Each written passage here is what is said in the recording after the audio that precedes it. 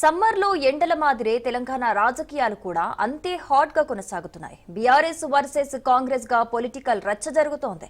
బిల్డర్లు, పారిశ్రామికవేత్తలు కాంగ్రెస్ ప్రభుత్వాన్ని పడగొట్టాలనుకుంటున్నారని బీఆర్ఎస్ నేత కొత్త ప్రభాకర్ రెడ్డి కామెంట్ చేయడంతో వివాదం రాజుకుంది. కొత్త ప్రభాకర్ వ్యాఖ్యలను కాంగ్రెస్ నేతలు తీవ్రంగా తప్పుబట్టారు.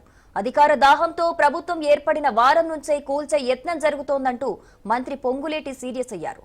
బజార్లో పశువుల మాదిరి ఎందరిని కొంటారో కొనండి చూద్దామన్నారు పొన్నం ప్రభాకర్. ఇక ప్రభుత్వాన్ని కూల్చే కుట్రలపై చర్చించి నిర్ణయం తీసుకుంటామన్నారు టీపీసీసీ చీఫ్ మహేష్ కుమార్ గౌడ్.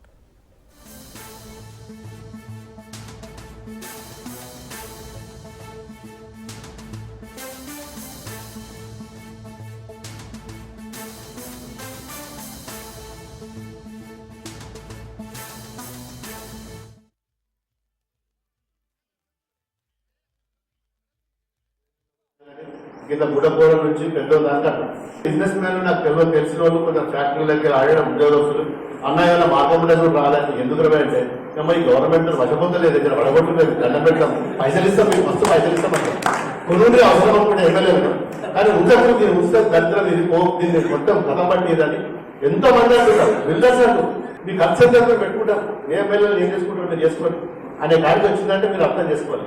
కొత్త ప్రభాకర్ రెడ్డి గారు వారికి ఉన్నటువంటి డబ్బు ఆస్తిపాస్తుల హామీతో మాట్లాడుతున్నారో తెలియదు. 10 ఏళ్ళు యథేచ్ఛగా దోచుకున్నారు. దాంట్లో ఇలాంటి కొత్త ప్రభాకర్ రెడ్డి కూడా అవకాశాలు వచ్చినాయి.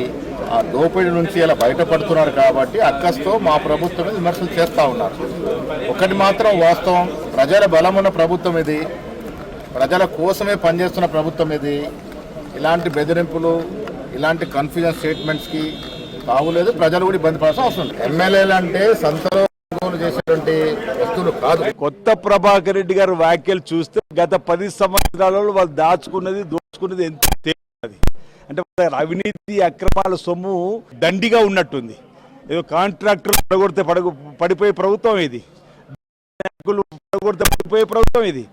10 సంవత్సరాలుగా వారు అవినీతి అక్రమాల పైన పోరాటం జరిపినటువంటి కార్యకర్తలు, ప్రజలు కోరుకున్న ప్రభుత్వం ఇంద్రమ్మ ప్రభుత్వం. సదుద్దేశంతో భారత్ని లాంచింగ్ చేయడానికి కొన్ని గంటల ముందే ఆ గౌరవ శాసనసభ్యులు కొత్త ప్రభాకర్ రెడ్డి గారు అన్నది వారి గుండెల్లో రైలు ఎలా పరిగెడుతుందో, వారి ఆందోళన ఏంటో ఈ భూభారత్ వచ్చిన తర్వాత చాలా స్పష్టంగా అర్థమవుతుంది.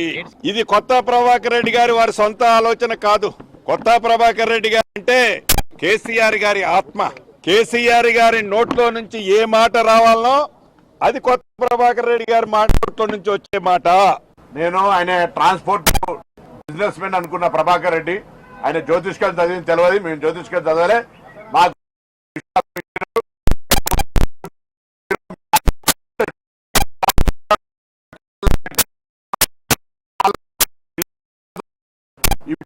ఇండస్ట్రియలిస్ట్ పైసలు ప్రభుత్వానికి కూడా అటుగానే